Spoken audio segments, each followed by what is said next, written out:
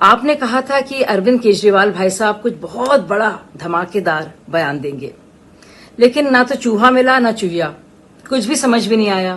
क्या केजरीवाल जी कंफ्यूज्ड हैं या हम सबको कंफ्यूज करने की कोशिश कर रहे हैं?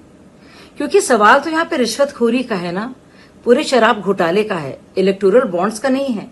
इलेक्टोरल बॉन्ड्स तो खरीदे जाते हैं एक चेक देकर, बैंक के अंदर जाकर।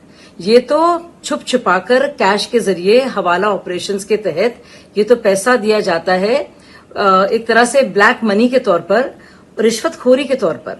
और रिश्वतखोरी क्यों की गई इस मामले में? क्योंकि इसमें मुनाफाखोरी करने दी गई प्राइवेट वेंडर्स को, प्राइवेट लॉबी को। समीर महेंद्रू बने इंडो स्पिरिट्स के जो थे होलसेलर, और बाकी जो रिटेल की कंपनी है साउथ ग्रुप वो बनी रिटेलर्स, और रिटेलर्स की तो इसमें 10 गुना से ज्यादा मुनाफा उनको मिला। जबकि जो सरकार है जिसका राजस्व यानी कि स्टेट रेवेन्यू जो दिल्ली लोगों को मिलना चाहिए था, जिसका फायदा उनको के हाथ तो कुछ भी नहीं आया। तो जो राजस्व इसके तहत मिलता भी था वो भी खत्म हो गया, और बल्कि बहुत ही कम हो गया। और इसमें माना जा रहा है कि करीब 2000 करोड़ के लगभग राजस्व यानी कि रेवेन्यू एक्साइज जो मिल सकता था दिल्ली सरकार को, जिसका फायदा दिल्ली वासियों को होता, वो उनको मिल नहीं पाया। तो ये बात अरविंद केजरीवाल जी प्लीज एक्सप्लेन कर दें कि इलेक्टोरल बॉन्ड्स और रिश्वतखोरी में जो फर्क है और क्यों वो रिश्वतखोरी के केस में पाए गए हैं। दूसरी और जरूरी चीज से पूरा जो मामला है ये शरद रेड्डी के बयान पर सिर्फ आधारित नहीं है, बहुत सारी अनियमितताएं हैं जिसको लेकर सरकार ने जब इसको फ्लैग किया, जो चीफ सेक्रेटरी थे और कांग्रेस पार्टी के भी इसमें बहुत से लोग थे जिन्होंने इसको फ्लैग किया, यानी कि इस पर ध्यान वो लेकर आए, और तभी मामला आगे बढ़ा। तो इसका लेना देना शरद रेड्डी से या किसी इलेक्टोरल बॉन्ड से नहीं है, वो सब पोस्ट फैक्टो है। मैं पहले की बात आपसे पूछना चाह रही हूं, मुझे लगता है ये सवाल आप जरूर उन तक पहुंचाएंगी और उनसे कहेंगी जो बुनियादी सवाल हैं। विजय नायर क्यों गए समीर महेंद्रू के पास? क्यों साउथ लॉबी इधर आई? क्यों होलसेलर्स का इतना मुनाफा हुआ? क्यों रिटेलर्स का तो जबरदस्त मुनाफा हुआ?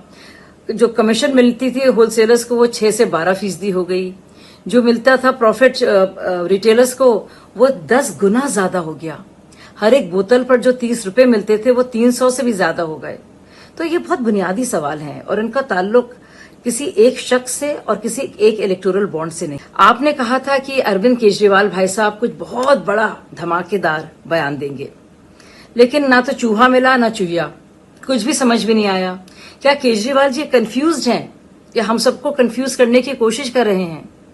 क्योंकि सवाल तो यहाँ पे रिश्वतखोरी का है ना, पूरे शराब घोटाले का है, इलेक्टोरल बॉन्ड्स का नहीं है। इलेक्टोरल बॉन्ड्स तो खरीदे जाते हैं एक चेक देकर, बैंक के अंदर जाकर।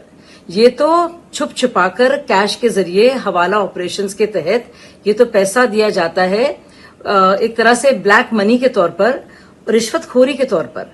और रिश्वतखोरी क्यों की गई इस मामले में? क्योंकि इसमें मुनाफाखोरी करने दी गई प्राइवेट वेंडर्स को, प्राइवेट लॉबी को। समीर महेंद्रू बने इंडो स्पिरिट्स के जो थे होलसेलर, और बाकी जो रिटेल की कंपनी है साउथ ग्रुप वो बनी रिटेलर्स, और रिटेलर्स की तो इसमें 10 गुना से ज्यादा मुनाफा उनको मिला। जबकि जो सरकार है जिसका राजस्व यानी कि स्टेट रेवेन्यू जो दिल्ली लोगों को मिलना चाहिए था, जिसका फायदा उनको के हाथ तो कुछ भी नहीं आया। तो जो राजस्व इसके तहत मिलता भी था वो भी खत्म हो गया, और बल्कि बहुत ही कम हो गया। और इसमें माना जा रहा है कि करीब 2000 करोड़ के लगभग राजस्व यानी कि रेवेन्यू एक्साइज जो मिल सकता था दिल्ली सरकार को, जिसका फायदा दिल्ली वासियों को होता, वो उनको मिल नहीं पाया। तो ये बात अरविंद केजरीवाल जी प्लीज एक्सप्लेन कर दें कि इलेक्टोरल बॉन्ड्स और रिश्वतखोरी में जो फर्क है और क्यों वो रिश्वतखोरी के केस में पाए गए हैं। दूसरी और जरूरी चीज से पूरा जो मामला है ये शरद रेड्डी के बयान पर सिर्फ आधारित नहीं है, बहुत सारी अनियमितताएं हैं जिसको लेकर सरकार ने जब इसको फ्लैग किया, जो चीफ सेक्रेटरी थे और कांग्रेस पार्टी के भी इसमें बहुत से लोग थे जिन्होंने इसको फ्लैग किया, यानी कि इस पर ध्यान वो लेकर आए, और तभी मामला आगे बढ़ा। तो इसका लेना देना शरद रेड्डी से या किसी इलेक्टोरल बॉन्ड से नहीं है, वो सब पोस्ट फैक्टो है।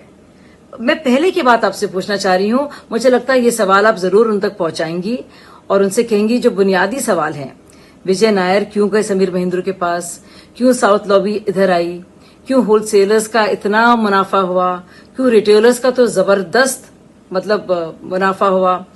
जो कमीशन मिलती थी होलसेलर्स को वो 6 से 12% हो गई, जो मिलता था प्रॉफिट रिटेलर्स को वो 10 गुना ज्यादा हो गया। हर एक बोतल पर जो 30 रुपए मिलते थे वो 300 से भी ज्यादा हो गए। तो ये बहुत बुनियादी सवाल हैं और इनका ताल्लुक किसी एक शख्स से और किसी एक इलेक्टोरल बॉन्ड से नहीं।